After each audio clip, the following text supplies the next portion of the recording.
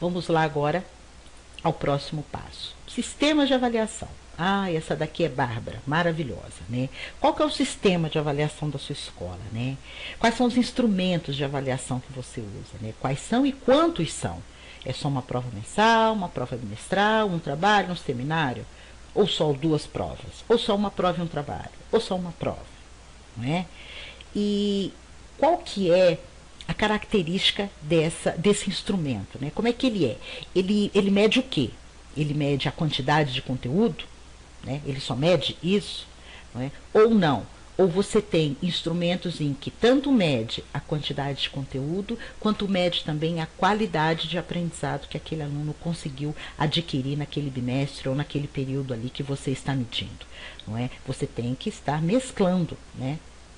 Essas duas modalidades aí, né? A sua escola faz avaliação diagnóstica, não é? É extremamente necessário, principalmente quando começa o ano, quando chega um aluno novo, fazer essa avaliação diagnóstica, saber onde o aluno está e para saber o que, aonde eu preciso estar levando ele, né? E isso só é possível com avaliação diagnóstica, né? E no caso das avaliações, né?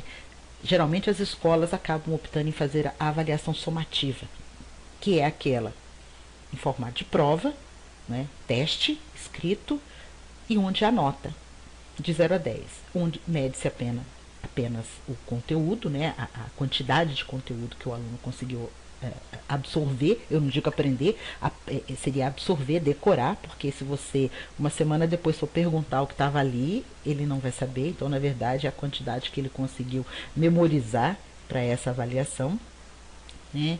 E poucas escolas praticam a avaliação formativa, né? Que é aquela que, na verdade, mede o aprendizado em si do aluno, não é? E a nota dele é em função deste aprendizado que ele, de fato, incorporou, que ele apreendeu, não é? Que ele, na verdade, assimilou.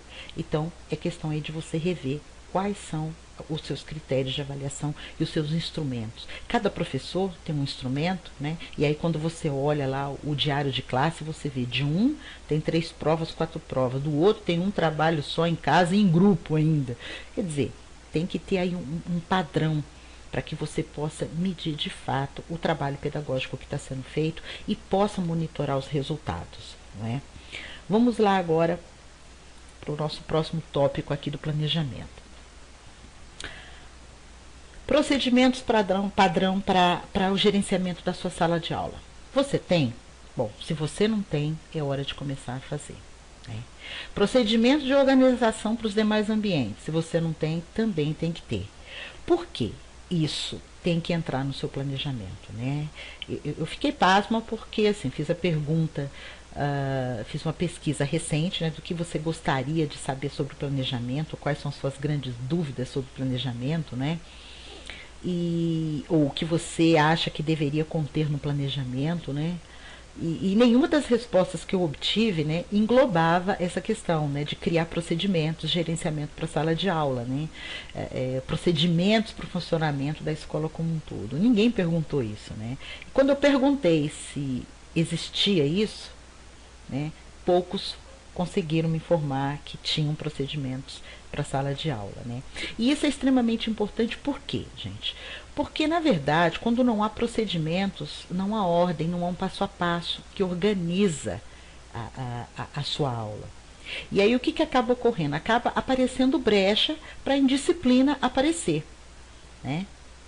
E quando essa indisciplina aparece, como não há procedimento padrão, né, especificado do que fazer quando ela aparecer, a medida imediata que o professor toma é: sai da sala, vai lá para a sala da coordenadora, vai lá conversar com o diretor, né?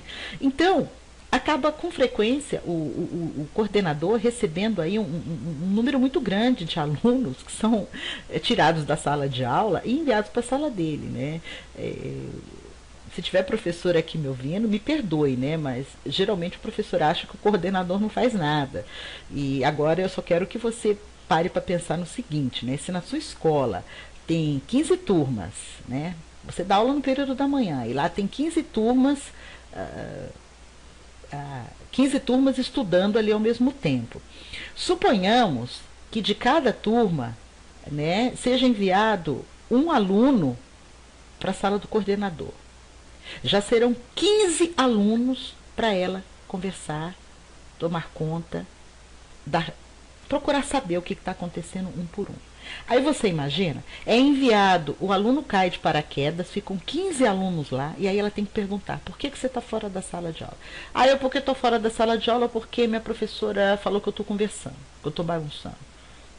E aí o que o coordenador faz? Bom, o coordenador está só com a fala da criança, né? Aí o que ele tem que fazer? Ele tem que ir lá, se deslocar até a sala do professor, parar a aula do professor, chamar o professor até a porta e perguntar por que o Joãozinho foi enviado para a coordenação. Aí o professor gasta lá 5, 10, 15 minutos contando tudo que o Joãozinho fez. Aí o coordenador desce e vai lá conversar com o Joãozinho.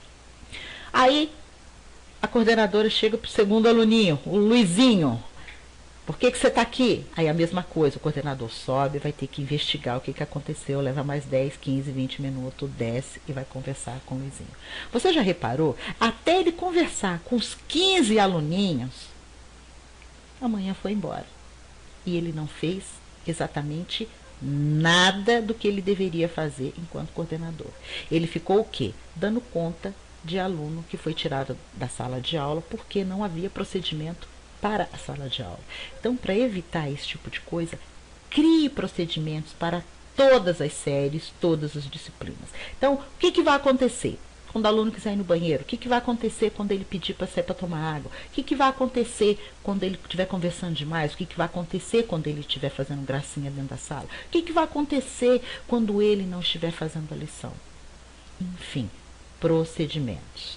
E aí, qual será o grande motivo que vai justificar do aluno de fato ser enviado para a coordenação? Ah, é só neste caso aqui, ou nesses casos aqui, é que, ou esgotada todas essas e essas e essas possibilidades, aí então, na terceira vez que ele aprontar isso, ele vai ser encaminhado para a coordenadora. Então a coordenadora já vai saber de antemão que, se o Joãozinho está lá, é porque tinha um procedimento para a sala de aula, o professor já lançou mão de todas as alternativas que ele tinha, e então agora vem para vamos supor, a quarta alternativa, que é, de repente, ele levar ali um bilhete na agenda, a coordenadora ligar para o pai, ou mandar um bilhete de convocação para uma reunião aí extraoficial para conversar a respeito do comportamento do Joãozinho. Mas você percebe? Tem que ter um passo a passo e precisa ser criado. E ele é criado e ele é informado no momento do planejamento aí do professor, porque aí toda a escola vai funcionar dentro daqueles procedimentos, né? E isso vai ajudar o quê? A combater a indisciplina e a violência dentro da escola e dentro da sala de aula, porque procedimentos ajudam nisso, a criar ordem no ambiente e nos procedimentos aí pedagógicos, né? Tem a questão do bullying também, né? Que é uma outra forma de violência também, que o coordenador ele tem que ter criado procedimentos para toda a equipe, né? O bullying eu chamo assim, é uma violência velada, não é aquela em que, né, descaradamente o aluno está lá agredindo o outro, ou xingando o outro, ou ofendendo o outro, né? O bullying é uma coisa mais velada porque geralmente o agressor agride, né, a vítima, vamos chamar assim, o outro aluno, de uma maneira ali mais escondida, né, mais ali no cantinho, geralmente na hora de um recreio, na hora que não tem ninguém olhando, na hora que o professor não está na sala, na entrada ou na saída, ou no caminho da escola. Então, assim, que procedimentos a escola vai traçar para detectar quando um aluno estiver sofrendo bullying, para dar conta da situação quando ela ocorreu? E que situações e que medidas preventivas também serão criadas para se evitar esse tipo de situação?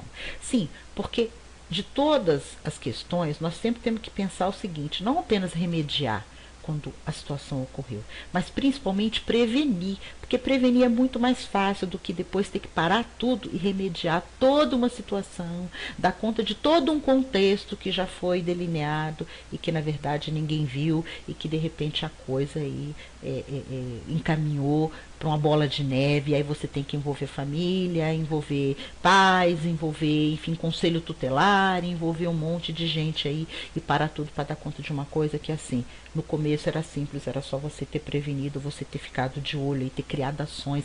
Envolva o pessoal de apoio, envolva o inspetor de aluno, envolva a merendeira, envolva a faxineira, envolva o porteiro, para ficar observando. Eles estão ali, na verdade, esses membros da equipe, eles estão transitando em outros espaços da escola, e eles têm um outro olhar, eles têm mais condições de estar enxergando situações que o professor dentro da sala de aula muitas vezes não fica sabendo, que ocorreu no corredor, a caminho do banheiro, dentro de outros espaços, não é? No momento da educação física, não é? Se de repente é outro professor lá que está dando educação física, o professor da sala de aula não está sabendo o que ocorreu lá. Então é importante você ter traçado todas essas questões aí, ter contemplado, na verdade, no seu planejamento.